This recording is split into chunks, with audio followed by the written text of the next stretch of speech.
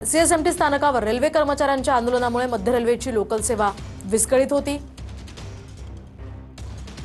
मुंब्रा दुर्घटनेतील मृत्यूंमुळे रेल्वेच्या 2 अभियंत्यांचं निलंबन झालं आणि त्याचाच निषेध केला जात होता।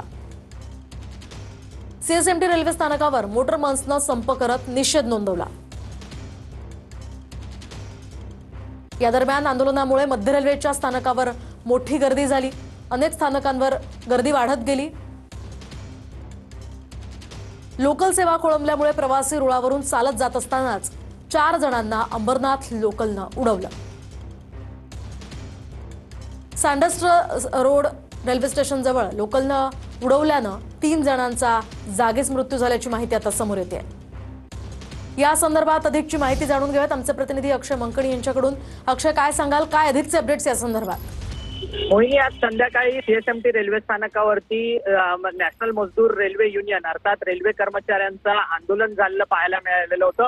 काही महिन्यांपूर्वी खरं तर मुंब्रा रेल्वे स्थानकावरती रेल्वे प्रवाशांचा अपघात झालेला होता आणि त्यामध्ये काही रेल्वे प्रवाशांचा मृत्यू झालेला होता। या सगळ्या संदर्भात सखोल चौकशी जी आहे या सगळ्या संदर्भात रेल्वे प्रशासनानं केलेली होती आणि जीआरपी द्वारे एफआयआर देखील 2 रेल्वे इंजिनियरवरती करण्यात आलेला होता आणि याचा निषेध जो आहे तो रेल्वे कर्मचारी संघटनेने केलेला होता। आणि या सगळ्या संदर्भात आज आक्रोश म्हणून रेल्वे कर्मचाऱ्यांनी आज सीएसएमटी रेल्वे स्थानकावरती आंदोलन केलं आणि जवळपास तब्बल 1 तास संपूर्ण रेल्वे जी आहे मध्य रेल्वे ती ठप्प होती आणि याचाच फटका रेल्वे प्रवाशांना बसला। त्यामुळे सीएसएमटी रेल्वे स्थानकावर मोठी प्रवाशांची गर्दी झाली।